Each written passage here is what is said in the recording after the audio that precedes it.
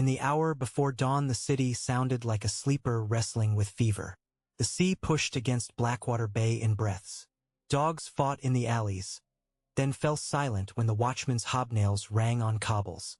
Up on Rainey's hill the broken ribs of the dragon pit cut at the paling sky, a ruin of scorched arches and blackened stone where dragons had once been chained and cowed. King's Landing's great guilt standing above its long habit of forgetting. The boy would have liked to forget.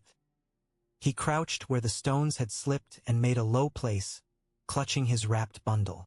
Qyburn had told him to keep still. Hold this till the bells. No peeking, no dropping. Remember the place, little sparrow. See those cracked gargoyles? Between them, it must be here. Simple enough for small hands. He was 12 if he was anything. A pale streaked child with the dun hair of flea bottom and a knife-quick glance that measured whether you had bread or pity. Pity rarely came. Sweets did. Though, in Qyburn's hall, clove-scented sugared plums that stuck to your teeth and made you forget what your tongue wanted to say. He'd liked the plums, though not the man. There was something of the apothecary's shop in Qyburn's smile. Cheerfully bottled. The bundle was heavy for a thing so small. He shifted, and the rag around it tightened, and he felt the glass belly press against his palm and the warmth trapped in the cloth. He knew the color. Anyone from the city knew the color. He saw the September of Baylor in his sleep some nights. Green light in a flower of smoke and ash snowing like rain on a summer day. His sister had vanished that hour. Perhaps death had been sweet too. Stop fidgeting, the voice whispered. The boy flinched. The voice had come from the stone itself, and then a hand unclasped from blackness. Tar, dirt, and rope callus. Another boy, older and older still a third, his face cut with a seam of healed scar. Men really next to him. They had moved like cats through the broken pipes and bone-dry gutters and channels used once to wash dragon offal into the bay. The boy thought of rats and the way cats toyed with them. I'm not fidgeting, he lied. I'm guarding what I was told. Qyburn told you, the scarred one said mildly. A man shooed out of the citadel like a drunk from a September. He tells lots of children lots of things. We've come with a different story. This is my place, the boy said, though the words shivered in his mouth. The older one smelled of salt and tar and iron nails. He had a hammer, not a blade, and that made him more dangerous somehow. Hammers crushed, they didn't nick. You don't frighten me. We're trying the other thing, the scarred man said. The part where we keep you breathing. Elsewhere in the ruins some lads are sent to stand with little knives and whistles, and if a whistle blows, somebody's hand goes loose, and what's inside your rag gets opened. That's the part you're not hearing. Only the bells, the boy said. The bells, murmured the hammer boy. We heard that too, from a bow-legged shipwright in a wine sink who thought we were foolish enough to repeat it. Funny that I used to be very foolish.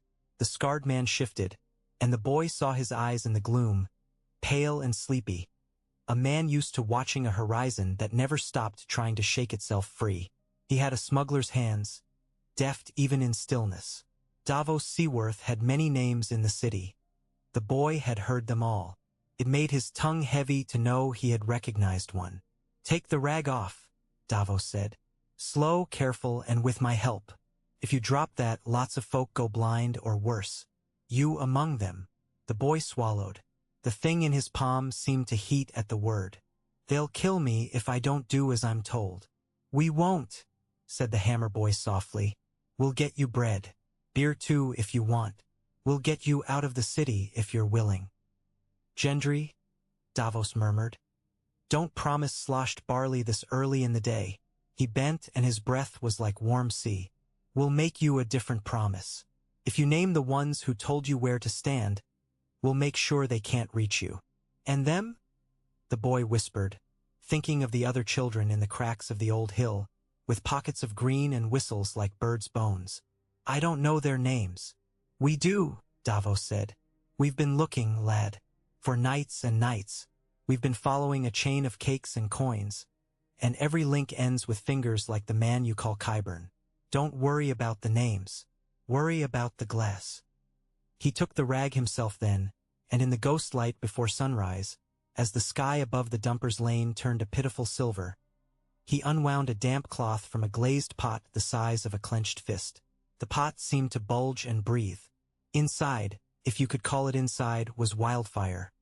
Old King Ares's favorite hymn bottled down to a hiss. Davos's mouth was grim. Gendry's hand hovered, steady as iron hung from a beam. Gendry was breathing strangely. He hated the smell of this, the green bite like rotten lemons with a dish of meat going sweet beside it. He hated men who fed children fear on a stick like candied apples. They worked silent as priests and more reverent.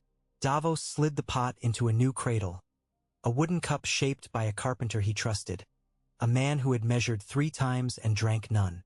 He packed the cradle with sheep's wool and a weave of damp leather soaked in the bay. The boy watched like a cat watching a hawk, torn between bolting and staying. What will...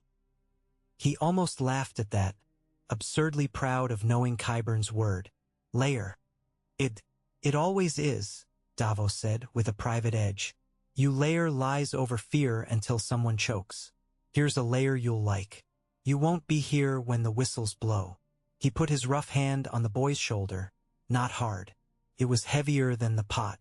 They moved when the gulls started screaming. Down the ruin of the hill and into an old sewer where the rats had learned men only came when men needed to hide. The boy kept his eyes on the back of the hammer, on the thick muscles in Gendry's arms. He walked like a man who had long ago decided not to be broken, and had learned how much breaking it took to stay whole. By the time they reached the fat curve of the bay, the city had begun to wake. Smoke plumes lifted like snakes, sluggish. They turned inland, over a small bridge where the water ran green and greasy, past a yard where a woman shouted about mussels, and into a shuttered brewhouse whose door opened thrice and closed twice before Davos pushed it with his knee. Inside, light pooled in wells. Men the boy had never seen nodded. A girl with her hair under a baker's cap looked up from a spread of knives and said, "Late." Davos said, putting the pot down on a table as if he were laying out a babe who'd survived the night. "So are the bells, by my reckon. Show me the flutes." The flutes were whistles carved from hollowed bone. The baker's hand flickered, a narrow scar at the base of her thumb shiny as fish. 7 of them. We found 4 on the hill, 1 at the cistern, 1 at the old fountain. 1 on a corpse in a gutter. Not one of those dried and done bodies, 1 new. Hadn't swelled yet. Mouse in his pocket. And the others? Davos's voice had frost under warmth, and the boy looked from him to the baker and then back and knew there were other children behind other doors, that the city had been threaded with green so cleverly a spider would have wept. His fear was a clean taste now, and not as big as all that. He tucked it behind his teeth and swallowed. "Elsewhere," the baker said, "it isn't all one mouth you can stop her. It's many. We'll make 2 or 3 of them shut up all the same," Davos muttered. "Gendry, wrap that thing like it's a grandam in winter. We're taking it to the pit with us. And you," he turned to the boy, "what should we call you so you turn your head when I talk?" The boy stared into the wood grain of the table, a rope of brown like a river. He thought of his sister and the September, and of how no one had ever called her anything softer than "you girl" except him, and then only when nobody was listening. Names were doors. You could shut them until hands prized them open. "Mouse," he said. "People used to call me Mouse." "Mouse it is," Davos said, with a glance that said he did not believe it and did not need to. "You're coming north with us. For today you walk behind me. If I stop, you stop. If I kneel, you go flat. If someone whistles, you spit." Mouse blinked. It was an odd instruction until he saw the baker's mouth twitch. "It breaks the habit," she said. "The one they drilled in you. We make new habits when the old ones get you killed." When the bells finally tolled, the city flinched. The sound slid from the great September's mountain of rubble and fell over blackened stone. Mouse stood under Davos's elbow and felt it in his bones. Somewhere, between gargoyles, a place went empty on Rhaenys' hill and a child's hand was light. The dawn gathered itself and shook the gray from its shoulders. A ring of soldiers, unsullied as bright and still as cut wire, Dothraki like wicked laughter with whistles of their own, took position around the ruin where kings and dragons had once measured pride. Grey Worm watched everything without moving, counting invisible things. On the other side, Lannister red and gold unrolled into the sand of the pit like a carpet, cloth heavy, hearts heavier. Bronn sat his horse with a smirk that had gotten him out of worse than this. The Kingsguard's white was whiter than any snow the city could remember, and the great purple mass of the Queen's litter came up the slope like a bruise. Cersei Lannister stepped down onto the earth of the dragon pit, and it seemed gravity went to work around her, tightening. Her crown sat on pale hair that had been cut with shears, as if to defy a hand that had once tugged it. Her mouth was a perfect idea of firmness. To her right, Qyburn moved like a man who had learned long ago how to be near power without being burned. His eyes were alive with nothing kind. To her left, the mountain came like a shadow that grew legs. "Smile," the dwarf said to no one in particular, and Tyrion Lannister's breath steamed in the morning's cool. He walked beside Daenerys Targaryen, whose face was a study in reins, holding dragons, holding men, holding herself. She had left one of her children on a cliff to watch the city because a king's wisdom sometimes looked like caution. She had brought the other because this parley was a theater and audiences were moved by spectacle. Drogon's shadow passed once over the upper tiers, and men with courage in their knees still found them water. Varys was quieter than the air. Jon Snow had never liked theaters, but the pit reminded him of the yard at Castle Black after snow and blood. You could hear men breathe, you could hear a raven complain, you could hear your own heart trying not to be a drum. He thought of the pup he had brought south long ago, and then the wolf he had lost, and he reminded himself that ghosts could wait. He checked Longclaw's strap. He watched the queen and watched the other queen, and in his mind he heard a boy's voice, flat with shock, telling him what Davos had found. It had not been a raven this time that told him, though a raven had set all this to beating. Late the night before, Bran's eyes had gone distant at Winterfell, and then gone somewhere else altogether, and Sansa had folded her hands and sent a rider down the Weirwood steps with a single sentence wry. 10 plainly. Qyburn's birds will open green eyes in the pit. The words had found Jon on the road through the Kingswood, where the trees smelled of old rain and a younger winter than he remembered. He had passed them to Davos with a look. Davos had grunted. Gendry had grinned a stonecutter's grin and put his hammer over his shoulder. Now the pit breathed men into their places, and the show that had been promised began. The hound brought forward the box that stank of leather and blood and cold. He set it down with a gentleness that had no room for jokes. He and Sandor Clegane were at austere peace about fear now. Fire had taught him the way it taught everyone, without books, with teeth. When Tyrion spoke his little words about something larger than kingdoms, almost no one believed him but the ones who had already decided belief was their last coin. Euron Greyjoy laughed in his throat like he was pulling rope through. He catcalled like a dockyard rooster, and men who had died on his ships might have recognized the rhythm of his mockery, if not the sense. Jaime Lannister stood near and looked like a man who had been told he could have anything as a child and now understood the cost of that lie. Brienne stood tall and unafraid because she had measured honor against life more than once. Qyburn watched the box. The hound kicked the latch open. The white sprang like a snapped bow. It went for the queen because that was what hate did when you taught it to move, and the chain bit into its throat and hung its jaw slightly to the side. The pit became a theater of one hunger only. Jon heard men's breath again, ragged. He let them watch long enough to learn. Then he did what he had come to do. He went forward and taught the dead to be dead again, with fire and a sword and a calm as thin as ice. He said the words he had learned in the far colder place, where words were the only fire you had. He knelt and let them see that even kneeling could be done with dignity if the purpose was right. He told them about the Night King. He told them about the only war that mattered.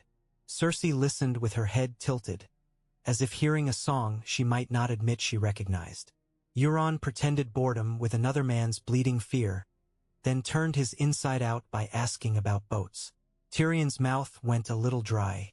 Dany did not move because when dragons learned to hold still they made the world think gravity had changed sides. All of this was a play. Most of the lines had been written the night before by this or that calculation. Then Mouse took a breath, somewhere near the third arch, and Jon's rehearsed fear changed shape. It happened quickly and slowly both. A note rose from the broken stone. Not a bell, not a trumpet. It might have been a bird, except all the birds had gone quiet when they smelled the dragon. The hound's head snapped to the sound because he had learned to count bad notes in his sleep. Davos's hand found Mouse's shoulder and pressed it down. Another whistle rose, and another, invisible, and the air took on a lemon color though the sky remained pale. Qyburn's eyes warmed. It was the first real expression he'd shown all morning. He made a little movement to the side, as if to let a breeze pass, and his sleeve brushed the mountain's arm and then fell straight. Tiny bodies up in the stone began to rustle. Jon's body moved before his thought. He had seen green in a courtyard once and had not understood until the world was ash, and he carried that lesson in his bones now as well. He lifted a hand. "No," he said aloud, not loudly, and to nobody's surprise he found that he was speaking to everyone. No more children's tricks. He had asked Davos for the thing he had never wanted, to bring one of the Queen's hells into the parley. He had done it so that when everything began to move, he could move the one piece on the board that Qyburn thought he owned. Davos had been a shadow in the stands. Now his shape detached and walked into the open. He carried the wooden cradle in both hands like a man bringing a king a crown he did not want to bend to show. No one had told the Lannister archers to string their bows. No one needed to. Strings groaned. Grey Worm's gaze did not shift. "What is that?" Cersei asked, precise as a needle point. "Yours," Jon said, and felt the old, dumb honesty loosen and tighten in him. "From your stores beneath the city, from your hands to theirs, carried by children, put up there to be thrown." He looked up where cracks became eyes and eyes became cracks. He saw small shapes freeze. Jon did not look at Qyburn because he did not want to give the man his attention as a coin. Meant to make a murder look like their victory, or a dragon's. He meant green fire to light the pit. He meant to blind us to the truth we brought. Murmur rolled. Some men shifted their weight to their heels and thought of the way green ate the world. Tyrion's mouth went from dry to wet at once. He could taste a cellar that had burned without a flame. Qyburn's face, neat and orderly as a ledger, learned something new about contempt, and met it with interest. Cersei did not blink. Davos brought the cradle to the space between rulers. "Careful," he said, and men who had called him smuggler and onion knight both heard the same warning and adjusted their feet.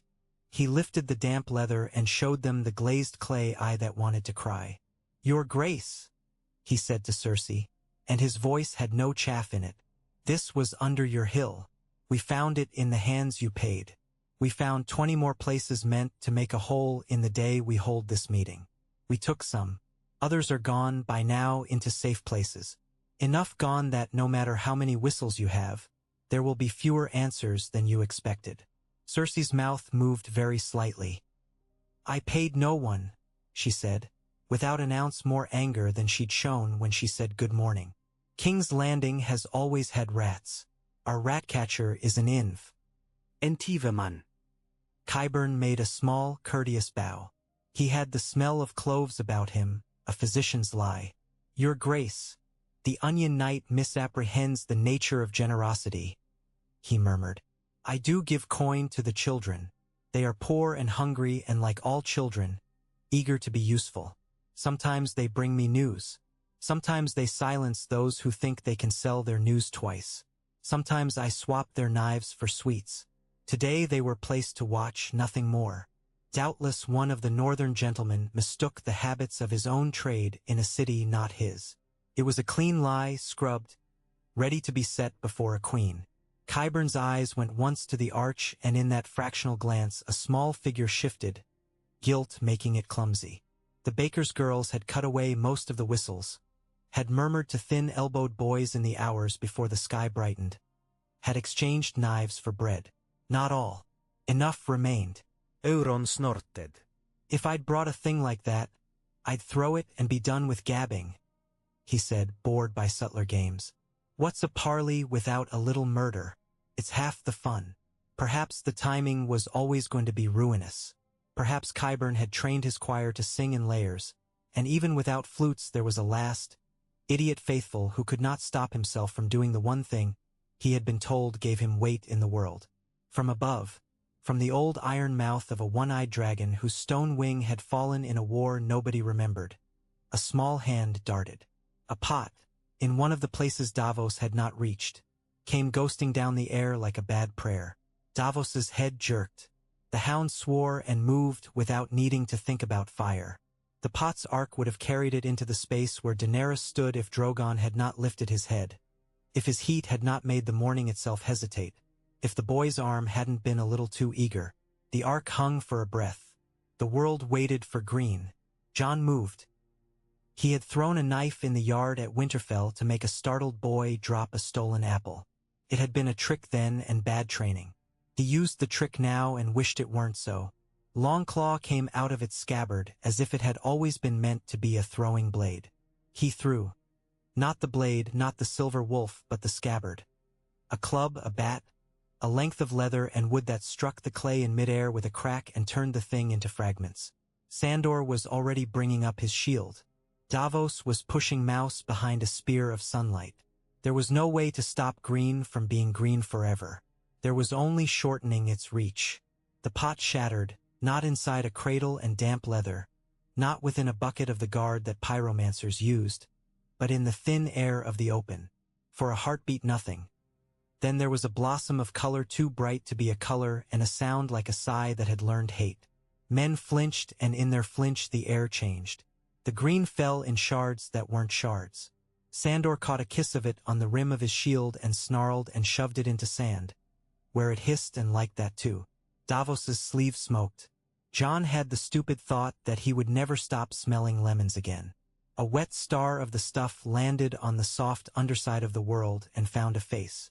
It might have been any face. It found Cersei's. No one saw it in time to put a thing between. It was small, a thumb's smear. For a moment it read as spittle, as insult, as something you could wipe and then cut a man's throat for. Qyburn stepped with a gentleness that did him honor too late. Jaime moved like the man he'd once been, which is to say quicker than the best of them, hand up. The mountain turned, the slack in that huge body becoming tension like a rope seen suddenly to be part of a catapult. She put her hand to her cheekbone to brush it away. It wasn't there anymore. It had already done its work. The green had that speed, that hunger for the softest part. It found an eye as if these things had been designed to seek eyes for their small sins. There was a smell like a torch in a cellar.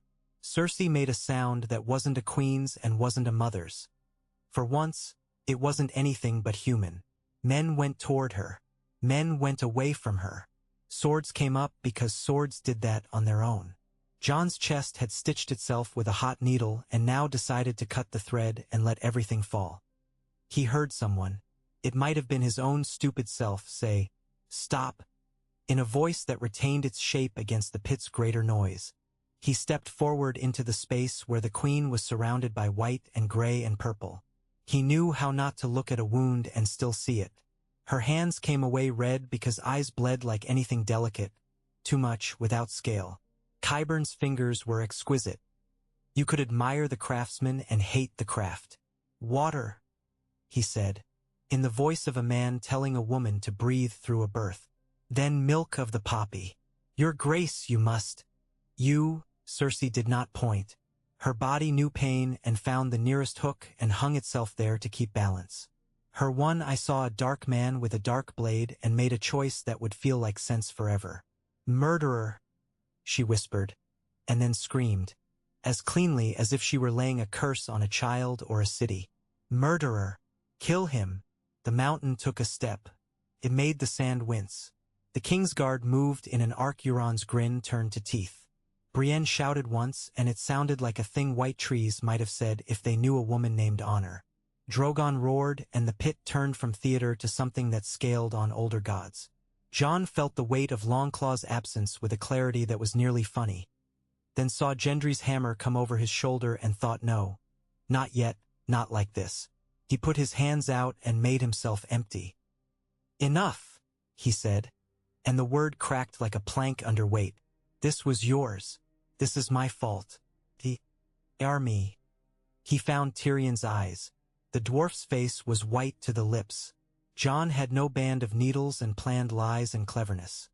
He had only the other thing that had poisoned and saved him all his life. I threw to stop it killing your sister. I failed. But I did not bring the green here to hurt your queen. I brought it to keep your city from catching like straw. Stop. Jaime had a sword in his only hand, and the blade didn't seem lighter for the lack of the other. He held himself at an angle between his sister and the world that looked like a man who had learned his real business too late. Hold, he said, to men who had sworn to him once for a different king, and his voice carried the memory of command even if not all of its force. Hold, damn you. She needs a maester. Qyburn's mouth was thin with fury and something that might once, long ago, have been sorrow.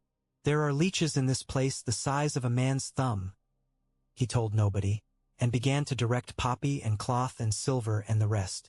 He moved the mountain with a word like a leash. The great man stilled, for the moment. Cersei breathed like cutting cord with her teeth. Somewhere in the stands a child had begun to cry, and a man put his hand over that mouth. Daenerys had not moved, but that was because she had learned that sometimes stillness was the only thing left. She made herself a pillar the earth might lean against, and did not reach for the man who had stepped into the danger because she remembered when doing that had burned her hands. She looked at Jon, who was standing with nothing in his hands, and then at the woman who had ordered him killed. She found no route in the map she knew between these points. There was a new map being drawn in the green fumes of the morning and no keys yet. Call off your monster, Jon said, again quiet, or have him kill me and finish the play your man began. Do it now and then listen to dead things sing when they cross your walls. Or, he swallowed. The words ground on a stone. Or make the truce we came for anyway. Let your brother bring your men north under his banner. Keep your city, your crown.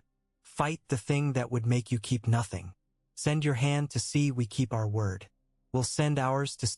No one had guessed it would end with a queen holding cloth to her ruined sight, breathing like a wintering hawk, and a northern king with an empty scabbard, and a green smell in the throat of the day. In the shade of the broken arches Mouse watched with his mouth open until Davos touched the back of his head. Down, Davos murmured, and Mouse went down and thought of nothing for a blessed moment but stone. Tyrion went to see his sister. He had done it once already in this city. Walk into a room where a woman whose love had burned every bridge he'd had to her had waited with all the knives she could make. It had ended in talk because talk could sometimes clamber across the knives and not cut its feet too badly if you kept moving. Now there was the smell of poppy and the singe of something that had been hot enough to take delicate things and make them weigh more. The mountain's helm turned to watch him enter. Even without eyes the giant seemed to look. Qyburn stood with his sleeves rucked and his neat hair out of place and his mouth set. His hands were clean again. He looked at Tyrion as if measuring a sample. We will need to change the bandages 3 or 4 times today, he said, as if discussing the weather. Your sister's pain will be significant. Good, Cersei said. Her voice was ragged, and that alone would have horrified her yesterday. Pain is an instrument. I've always played well. Tyrion had once thought he knew his sister's face well enough to draw it from memory in charcoal and wine on a tavern table. Now half of it was a door shut on him. He had been made into a stranger to the last of his family, and the door contented him so little. He could have laughed if laughter had not been a betrayal of what his body felt like doing. I told you, he said, without choosing whether he sounded like pleading or scolding. I told you men you trust would be the ones to undo you. You, Cersei said, you undid me. Her mouth had a smudge of green sunk soda. EP into the burned lid that it would not be gone with washing or prayer. I will leave your eyes in your head long enough to see what I do in answer. Euron will counsel slaughter because slaughter is the only verb he knows, Tyrion said. He walked closer to the bed and stopped when the mountain's hand twitched. He had learned to listen to twitches. Qyburn will counsel spiders and strings because he believes the world can be made into a harp if he is careful. Jaime will counsel an oath because he remembers a different person inside his own skin. If you listen to Jaime now, you will live long enough to spite me properly. Qyburn glanced at him, quiet and bright, the way a man might look at a new kind of insect that had just arrived at his lantern. "We should not waste the moment of fear," he murmured to Cersei. "They are shaken. Their king's confession in the pit was a weakness we can pull into a loop." He bound himself to that girl's claim while promising his head. "He is the very image of a fool people want to die for. We can arrange plenty of fools." Cersei made no sign that she had heard him. In the old songs, queens wept and made men into kind things. She did not weep now because half her tears would have scalded her cheek anew. "Bring me Euron," she said. "He squeals best when he thinks he is whispering." "And your brother?" Tyrion asked, unable to keep the dry ache from the word brother, as though he'd bitten sand in a bread heel. "I have a brother," Cersei said, and for a moment, short as a candle blink, Tyrion saw her as she had been before she had been queen, a girl with a face like a coin minted too many times. "He is not in this room." Jaime left the room like a man fleeing a house fire and then sat down on a bench outside it and stared at his one hand as if the remaining one belonged to an enemy. Brienne found him there without searching and stood, superbly awkward, for a time that might have been a count of 30 or a year. "She lives," she said at last. "She does," he said, and had to stop because the world he had drawn between his heart and his sword arm was cracking in a quiet stretch he could not caution. "She lives and can no longer see what she's done. Perhaps that will help." "Perhaps it will not," Brienne said. She had learned to be truthful in words as well as acts. "You heard him." "Jon Snow," Jaime said, because if he said the name he didn't have to say the thing. "He's as honest as the day is stupid." "He isn't stupid," Brienne said, and this time there was warmth in the word that made Jaime look up at her as if she'd become a different color. "He is stubborn. He thinks things like vows and truth matter because he has seen what happens without them. So have I." Her hand flexed. "So have you. We swore oaths," he said, and heard it as his own hope and his own trap both. "More than one. They grind at each other until they make a paste you can't swallow." "We choose," she said. "We choose which one we mean when we say oath. You and I have both broken one to keep another. I'm going north." He looked at her then, not as a man looks at a woman or a knight looks at a knight, but as a person looks at an example. He had once thought himself full of skill no one else possessed.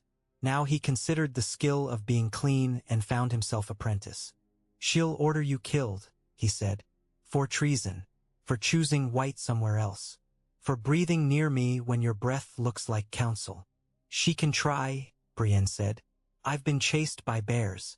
I've been tied to trees. I've had men laugh at me so much the laughter went chalky in my ears. It turns to powder in the snow. She can try." She paused. "Come with me." The words were simple as bread. He stared at them with a hunger he did not deserve to feel. "I'm to leave her half-blind and frightened in a city full of wolves," he said, and nodded because he had lied to himself and felt the lie fail. "She's already a wolf." "She's a queen," Brienne said. "Queens do not stay frightened long. They turn fear into law. You know this. She does not want you to be noble because then you leave her. Be noble anyway. You make the words sound like a thing you can touch," he said, and stood up and found that his legs would hold him. He'd once learned to throw a spear with his left, to cut meat, to write a name. Now he would learn to ride north with it and build fires. "I will bring them," he said, "no matter what she calls it. I will bring our men to the Trident and beyond. I will tell them we are keeping the oath that tastes like iron, not sugar. If any of them must hate me for it, I will ask them to do it after." Brienne's mouth bent in a small, nearly invisible smile. "We'll ride with separate banners," she said, "but we'll reach the same place." They did not kiss because that was not their story and it would only have been a theft from a different life. Jaime closed his fist, then opened it, and went to find a horse and a road. On Dragonstone, the wind carried salt into every conversation. Daenerys stood with her hands around a cup that had not been made for her and looked at the black rocks along the shore as if they were a language. Jon came into the room without his usual hesitation because the day had burned hesitation out of him. He had his scabbard back. Gendry had found it, scuffed and smelling of an old forest fire. He did not bow because he had ceased to understand the angle at which he should hold himself to her. He looked instead. She was precise and shadowed, like a woman carved from one of the island's own pillars. "I am sorry," he said. He had not meant to start with that. He had meant to start with the truce they were not sure they had. She did not pretend not to know what he meant.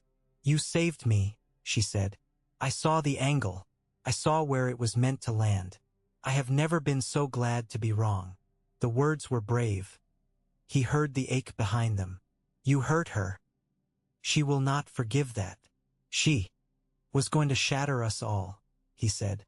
The "we" in his mouth when he thought of the children in the stone had put a new seam in his voice.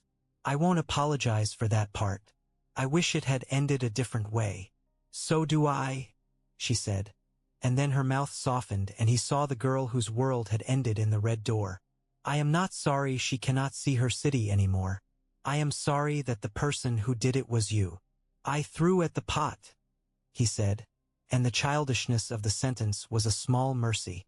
"Not at her."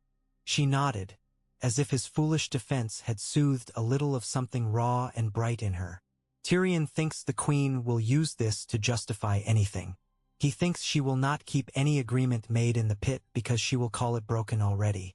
He is probably right. Your honesty didn't change her. It only told her where to stab you when she chooses to take your life." "She always planned to stab me," Jon said. "I simply stood still enough to make the blade honest." "You make a habit of that," she said, and now he could see something like relief move in her, small as the shadow of a gull. "It is maddening. It is the only way I know," he said. "Help me change what I know after we survive this." She looked at him and found the stupid, dangerous comfort of thinking of after. She wanted to say yes, and she wanted to say do not talk to me about after anymore. And she managed neither because steps sounded in the passage and Missandei's face appeared. A question in the shape of a woman. "A rider has come from the north," she said. "He carries the stag." Davos came close behind him when the rider clattered into the yard, exhausted, full of the kind of breath messengers had who had slept in ditches. "From Eastwatch," the man managed. "A raven came and then they came. The dead are at the wall. They have a dragon." He said the last with the devotion of a convert saying the name of a terrible god. Jon had thought he had no breath left for surprises. His body found a little anyway and used it to curse in a way that would have shamed a Septon.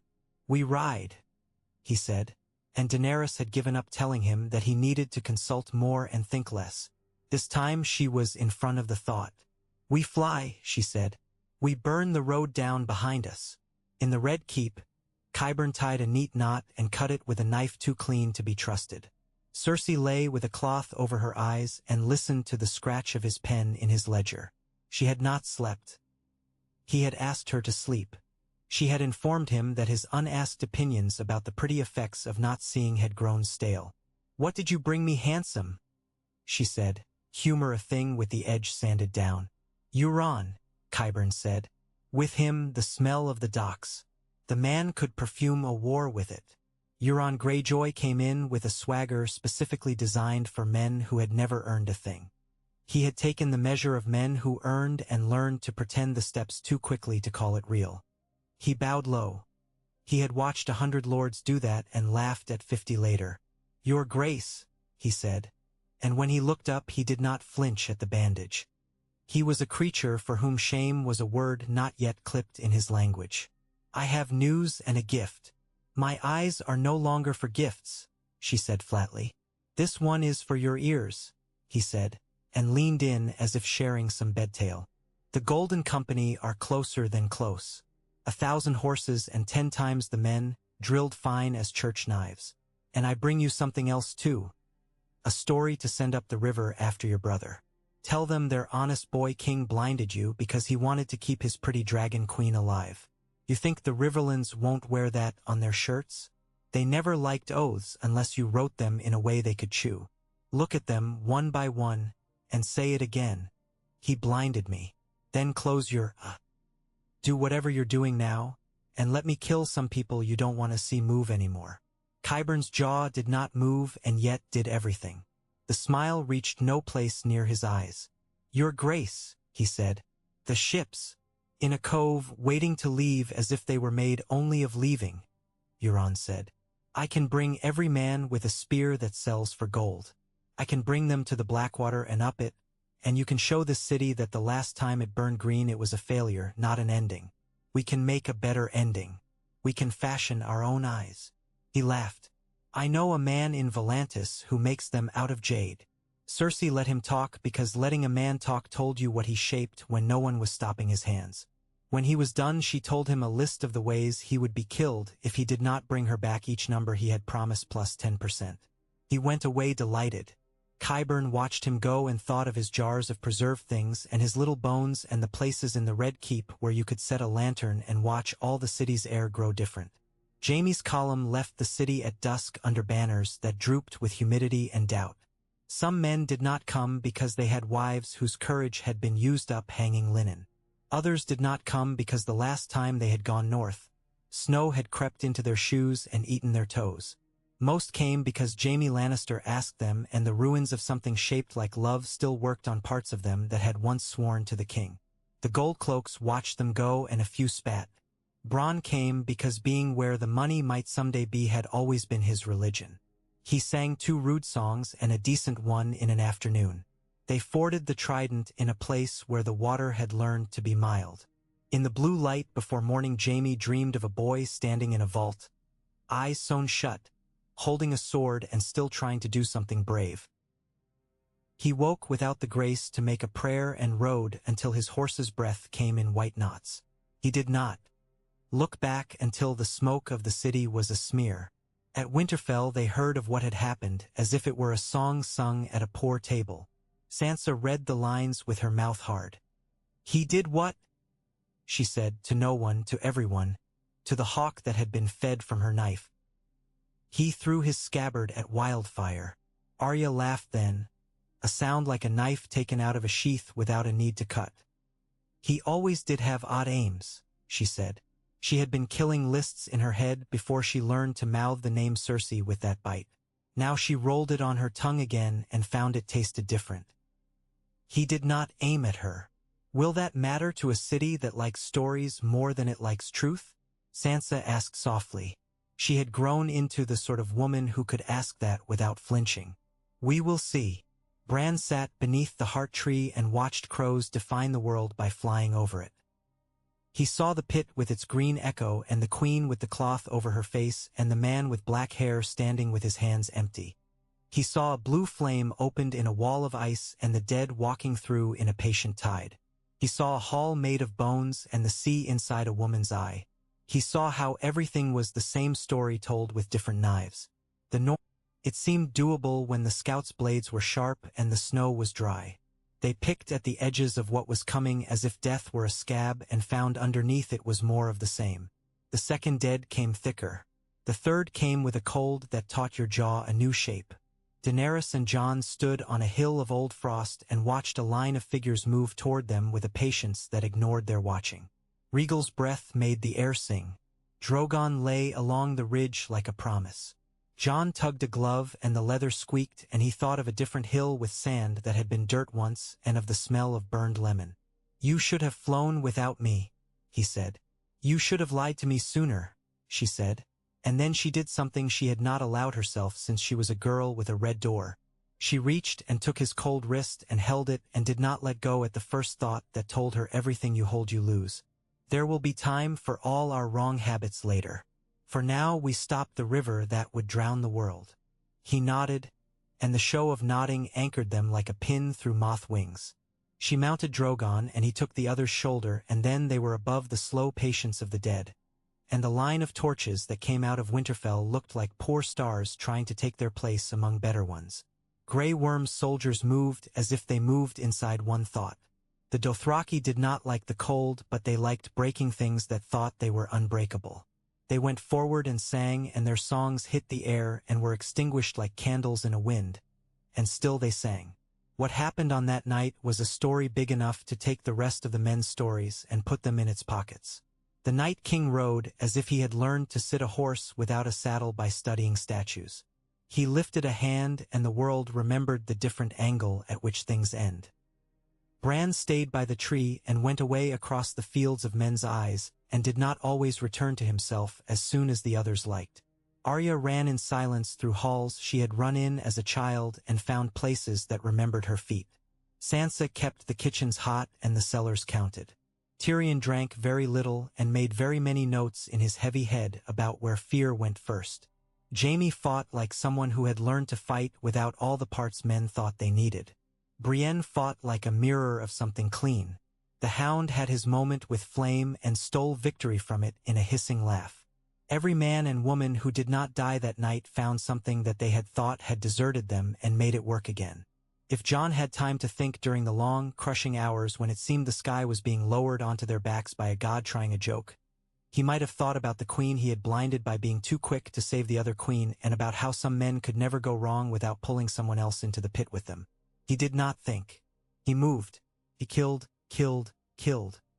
He owed things more weight than that, but the sword weighed his hand down enough to make him debt-true for the moment. And then it was over, which is to say it changed shape. The army of the dead broke on them like a wave that had finally met the coast that could not be worn away in a night. Dawn was pale and thin and did not feel like sunlight so much as an end to a bad minuet. Men sat down and realized they had knees. The dragons curled against the earth and steamed. They counted.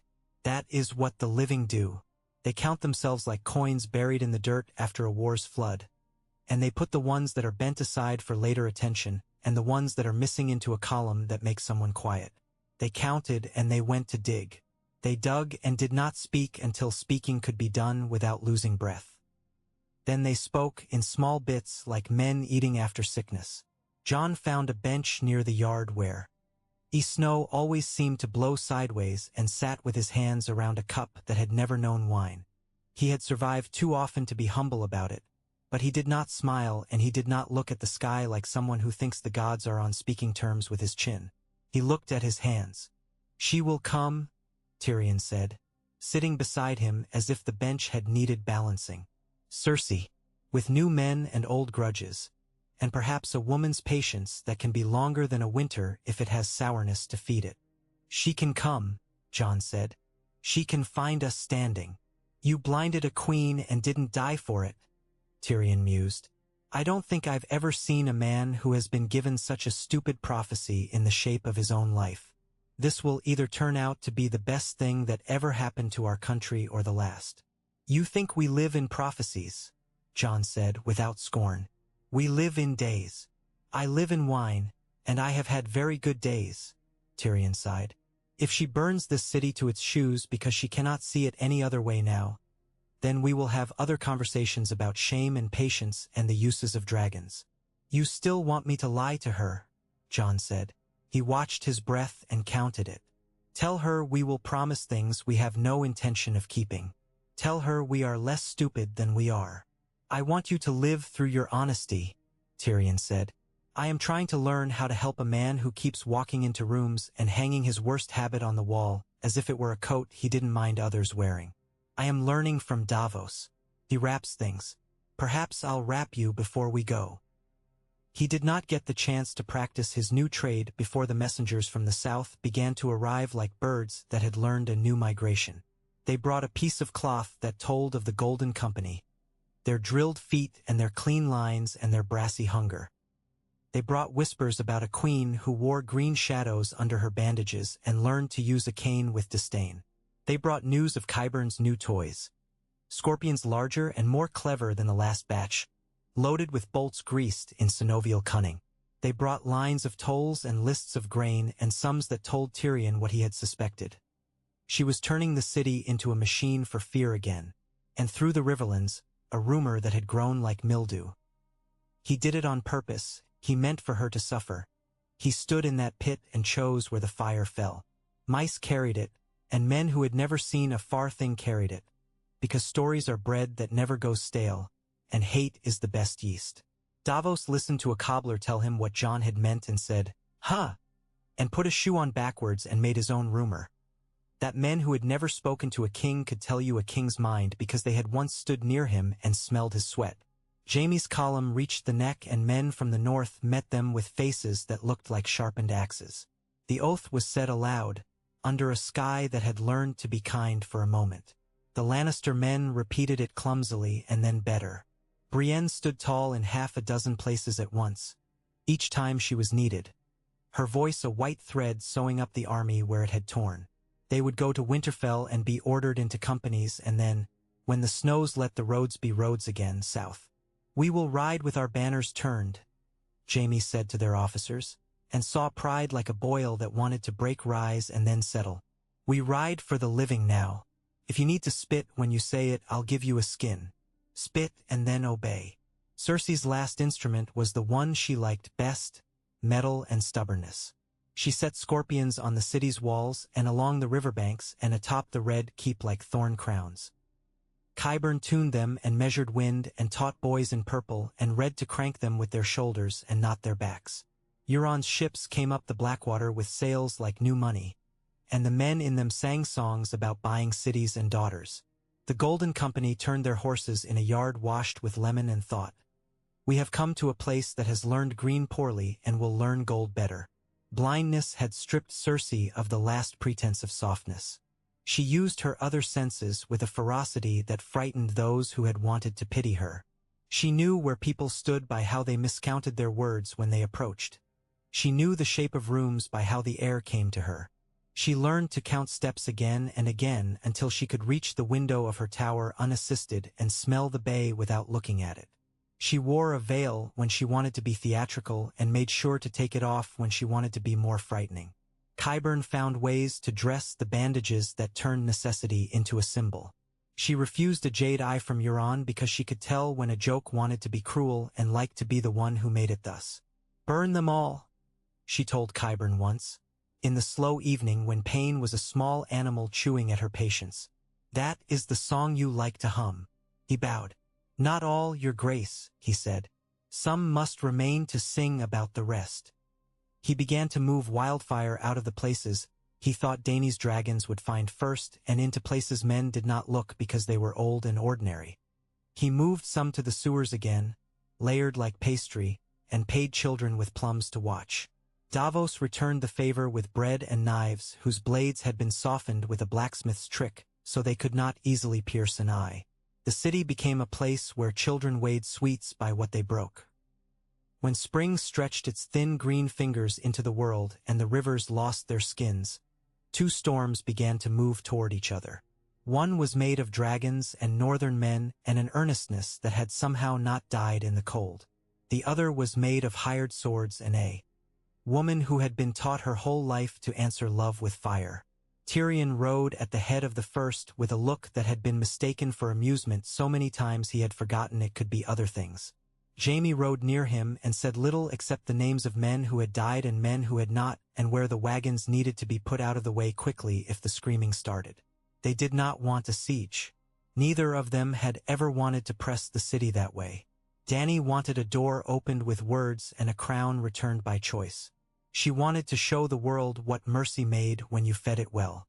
She landed at the dragon pit again with both dragons and no white and a line of spears like a comb at her back. She sent a herald. She sent another. The first came back with lips pale. The second did not come back at all. "This is the part where plans stop behaving like things and start behaving like weather," Tyrion said. "I can tell you what will happen in a day like a baker can tell you what will happen to bread. If you leave it too long, it grows teeth. Then we break the crust," Dany said. She put her hands on Drogon's neck and he lifted his head and made the air want to be different. "We do it clean." They began with the scorpions on the walls. Rhaegal took two before the third learned his shape. Drogon chewed at a parapet until a bolt kissed his neck and then he became a red thing and the men behind the winches learned that there were mistakes that only had one time to be taught. On the river, the Ironborn banged drums and felt their ships move like shivers under their feet. On the hill, the Golden Company formed beautifully and died that way because beauty is not an armor. Grey Worm climbed a ladder that did not want to be climbed and killed neatly 3 men whose faces he had never seen and never would again. The city bellowed and shut its eyes like something in labor. Inside the Red Keep, Qyburn listened to the pitch of the screams as if hearing where the notes were flat. and Cersei held the railing of her tower like a lover. She would not be carried to the cellars with the women and boys because she was not a boy and an old woman no longer. She wanted to be the last to know when the door opened. She wanted to know it by how the air changed. "We have the caches you haven't the wit to suspect," she told the absent dragon girl, and felt glad for the first time in months that she could not see the sky. Dragons had once taken everything from a Lannister. It had been shorter then, but it had been true. "Burn your streets. Burn your markets. I will burn your breath." Qyburn had put green under 5 streets where refugees would run if smoke thickened that way. He had put it inside a cistern where men would stand with buckets. He had put it under a floor of a temple that had been spared the last time and would not expect to burn in this bravery. He counted the places where he had not put it and found they were fewer than his conscience liked and more than his ambition would have preferred. He gave the signal with a lantern. He did not look at the queen because he had learned the pleasure of not showing gratitude where it could be seen. The whistles rose again, ghosts of a morning on a hill, and then a low belly of green rolled through the city's stones. This time there was no scabbard in the air to cut the pot. This time the hunger found a tavern and took it and found a cart that had been piled with blankets and taught blankets to be faithless and reached for the air, and then learned that men had seen the green before and learned one small thing: how to run sideways and not with it. People trampled one another as they ran. People were saved by that trampling too, because it knocked them into doorways that were just out of the wind. Dany was in the air with Drogon, raining fire not on streets but on towers and scorpions because she had learned and because Tyrion's hand had been on her arm before she mounted and he had said very low, "Not the people," and she had said very low, "I know." She saw green and she wanted to answer it with red. She wanted to write an old name in the sky above a different city. She did not. She followed the lines they had drawn on a map while a boy in the kitchens had burned himself by accident and laughed through his tears. She took the red keep's outer wall and sent it down in stones with her beast's teeth, and then she dropped and perched him on a ledge and shouted to the men below that the queen must be taken breathing. They went into the keep like surgeons. Jaime had told them which corridors ate men and where the air would tell you there was a cellar under your feet. Arya had told them about a stair that had a broken step you could catch an enemy's toe on. Brienne went up the broad stair with a shield that looked like it would rather be a door. The Hound went another way because the way he wanted lay in fire. He met it and laughed and went further anyway. Qyburn had set a trap for heroes because heroes have shapes. He had arranged a collapse in a hall that would sing all the songs at once if a certain pillar broke. He had placed little birds with knives behind curtains because someone always thinks a knife in a curtain is poetry. In the event, the stone did not fall when he asked it because men had placed it and not gods, and the boys behind the curtains cut their own fingers and cried and dropped knives when they saw the woman who stood between them and their queen had a face that had not learned to be afraid of them. The mountain met the Hound at the foot of a stair in a place where old tapestries smelled of secrets. Sandor looked at the thing that had been his brother once and let gratitude go through him like a slow knife. "Hello, little bird," he said to the part of his past that had feared fire and faces, to Arya behind him who he had once tried to sell and had then somehow saved, to Cersei who might run if given a slit of space, to his owl, and lungs that wanted to go in a hall with no flames. "Go on," he added to Arya, and she went. He went forward and did the old thing he had always meant to do. There are fights that become theater even to the people in them, and this was one. Their breath made fog like stage smoke. It ended badly and beautifully. The stair took everything they had to give, and then they gave more.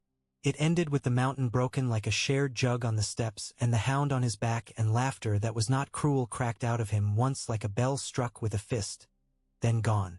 Arya found Cersei in a room that smelled like old rain and lemon rinds. The queen had one hand on a chair and the other on nothing. Her veil was off. She had learned to feel the door by how the wind arranged itself in the gap. She did not start as Arya came in. She heard her and measured the step. "You are a child," Cersei said. "I'm older than I was when your man had my father killed," Arya said. She had dropped a lot of words in the past years. She had kept a few sharp. She had thought she would speak this one's name before she put steel in the world. She had learned from a man with no face that names can be weights that make you slow. She did not draw yet. "Come with me," You will take me downstairs and put me in a cage and parade me through my city with my hair loose like a whore and tell the bells to ring.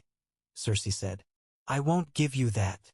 I will take you outside, Arya said. People will spit. Some will throw stones. I will move you through it. You will live to be judged because I promised someone you would.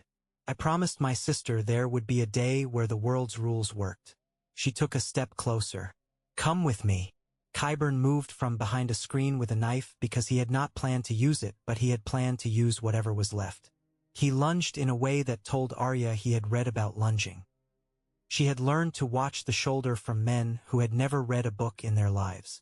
She took the knife away and put it in a place under his ribs where it could do no more harm than a droplet of rain in a gutter. He blinked at her, annoyed more than afraid, and sat down like a man remembering the chair he had not put there. Interesting, he said, and died like a scholar who had failed to finish a word. None of his bottles broke. That, Arya thought later, was a mercy to the room. Cersei drew herself up. I will not be turned over by a little northern rat, she said. If your sisters want me, let them come and take me and drown me in their creek. I will dig my fingers into your eyes. See how you like the dark. Arya's hand went to the hilt and then away. My sister wants to show the world the law works, she said. The other one, a small smile crossed her, wants to learn what it feels like to keep a promise that isn't revenge. You will help them both by coming outside. Or, Cersei whispered. The word had love in it. She wanted the other. Or I give you to every person out there and let them make a law of their own, Arya said. I won't, but they might. And I think you know which mercy is better. She did. Cersei measured the pain in her face and measured her pride and chose between them because she always had. Take my arm, she said. I will not stumble. Arya took it. They went into a corridor where the tapestries were unkind to the backs of their hands. The mountain lay crumpled like what happens to a tower in a story when the right stone is removed. Sandor's eyes were open and looked as if they had seen a dog run into the sea one day and laughed. Arya did not close them because she was busy and because she did not presume. She walked with the queen who had wanted the world to be her glove and taught her to put a hand on a wall now and then. The city outside was making the sound of a pot about to clatter down some stairs. The green smell was stronger in some corners, weaker in others. The sky looked as if someone had washed it and had not been able to make it dry. They reached a door that had learned to be a door between two wars. They opened it. Screaming changes when it sees what it wanted. The crowd that had been beating on the front of the Red Keep took one step back when two women came out, not because they were women, but because one of them had a face that wore what it had been given as if it were a jewel and because the other had a walk like a promise. There is a way to bring a queen down a stair that makes the blood want to do nothing useful. Arya did not use it. She put Cersei between her and the stair, with a hand on the banister like a person leaving her house for bread. Dany stood in the courtyard with Drogon behind her like an exclamation made out of knife blades. She walked forward slowly. Her boots made no sound because the city had learned to listen that day. Tyrion came beside her and did not speak because words would be stolen right away by the wind. Jon stood a half-pace behind because he had learned at last he could be where he needed to be without having to stand in front of everything. Cersei stopped when the air changed, just enough to tell her the space had widened. She tilted her head and smelled the dragon not like a thing but like a word. You, she said, come look at the fruit of your rescue. Daenerys came close enough to see the bandage and the green that had sunk into the flesh.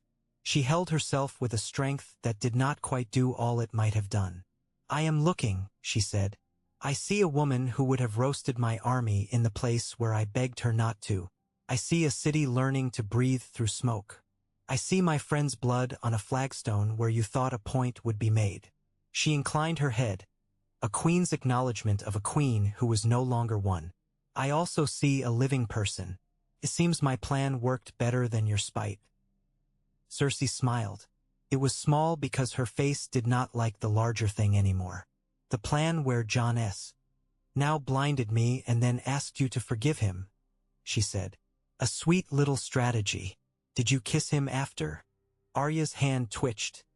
She had an entire set of nerves for that woman, and then did not. Jon took the words as he always had, like a punishment and a fair one, and would have replied if he had learned how to make any reply do anything but feed Cersei's hungers. He chose not to answer her. He looked instead at the people behind her, at the men with their faces folded and the women with their babies held like bread.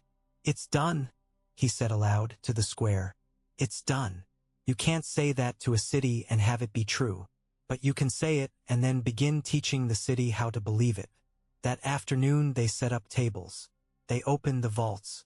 They put barrels of water under tents so Green would not take it again. They found the pyromancer's alleys and poured wet sand into the mouths of drains that exhaled lemon. They sent men like Davos who knew how to quiet a riot by putting bread and information in the same hands. They did not kill more than they had to. They were not saints. They were tired. In a high room with wind moving through it in a language Cersei had never liked, the queen of everything that had mattered to her sat on a chair that had never fit right and listened to the world happen without her making it. She could not see, but she could smell when the breeze came through and did not make the flag crack. She could hear boots and the rhythm of relief. She had been promised that if she could hold on through a night she would wake again and find herself the same person with the same arguments. She had woken, and now she had to make new ones. Arya stood in the doorway like a shadow that had decided not to hide. "There are people who will want your head," she said.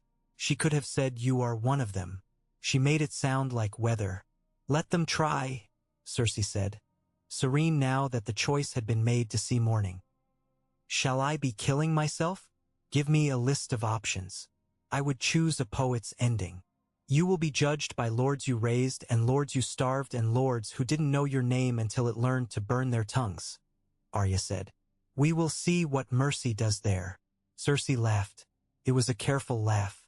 "If I had eyes, I would roll them. Your sister will love that part. Will the dragons come into the hall?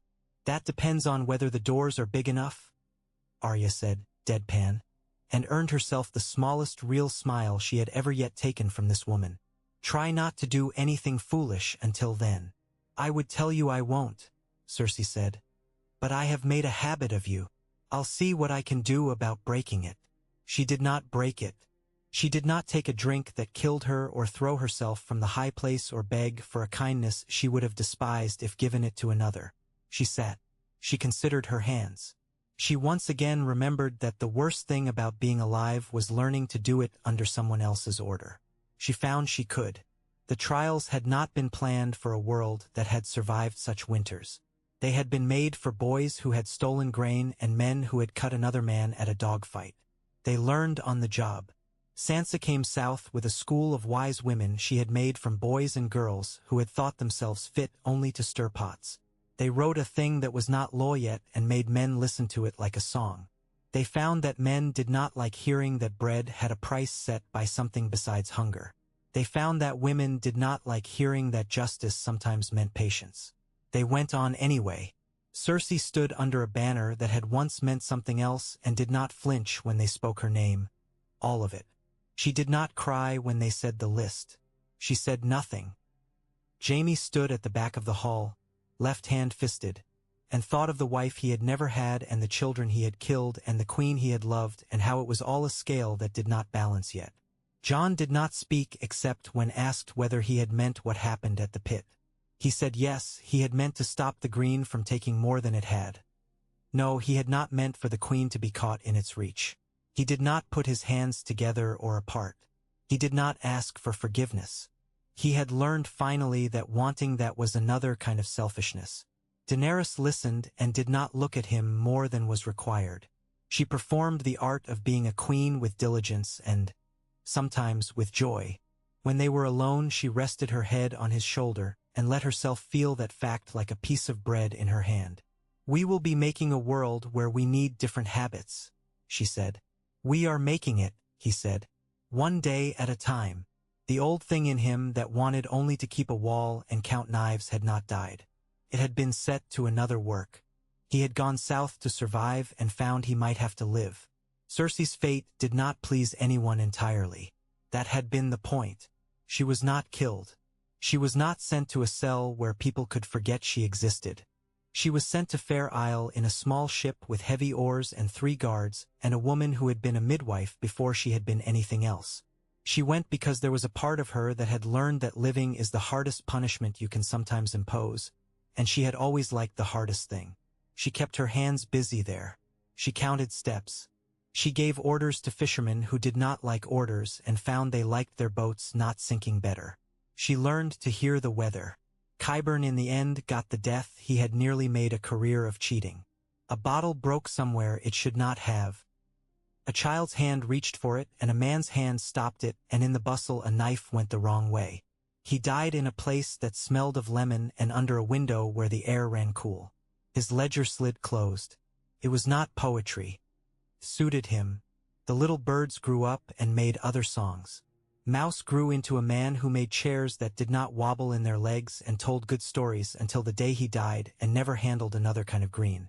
There were days afterward when Jon Snow stepped into a room and was still the man some citizens would tell you had blinded a queen and then asked for a truce. He learned to carry that like a scar you do not hide because hiding it would make it grow. There were days when Daenerys would stand on a balcony and see not the city she had wanted to be given but the one she had taken and know the difference mattered and was good. There were days when Arya would find herself looking at the horizon and wonder what faces were left to take and realize she wanted none, and that fright did not frighten her. There were nights when Jaime Lannister woke and thought he heard a bell that had learned regret, and there were mornings when he went to the yard and taught a boy who would never be famous how to hold his sword with his left hand. There were evenings when Sansa counted grain and found herself singing and then stopped and let herself begin again. There were times when Tyrion stopped speaking in a council because he did not need to, which was a change no one would have predicted, and when he left the room someone would say to no one particular, "The small man knows when to be small," and someone else would look out the window and answer, "So does the big one." If anyone asked Jon whether he would undo that morning in the pit, he said the only thing that held up when you said it in the light. He said he would undo the part that had hurt a person when he had meant only to stop a worse hurt. He said he would still have brought the pot down. He said he would still have told the truth because he had tried lying once in his life and it had killed him. And on mornings when the sea came in heavy and the breeze found the lemon trees that had grown in the courtyards, he could still smell the day he had turned a green promise into a scar on a queen's face and a change in the world's map. The world forgave in its way. It had to. It learned to live with scars. That was the only magic it had. He stood once on the hill where the dragon pit sat like an old tragedy and thought about children with whistles and men with hammers and women who did not let themselves fall downstairs. And he heard a boy's laughter because Mouse had told him a joke about a cat and a king, and he laughed back and felt the air settle. Somewhere north a crow shook itself on a branch with red leaves and looked down at a man under it, and then farther at the ground under that and thought, "It goes on." Far south, on an island where the wind was lazy most days, a woman felt the tide speak and lifted her chin and understood something else, that there were stories after this one, and none of them would be cleaner, and few would be truer, and that was not a reason not to live them. The bells in King's Landing had been repaired to something like their old tone by a patient smith, and when they rang, it was for births and for bargains, and sometimes for warning, and sometimes for the simple joy of making the air sound like hope.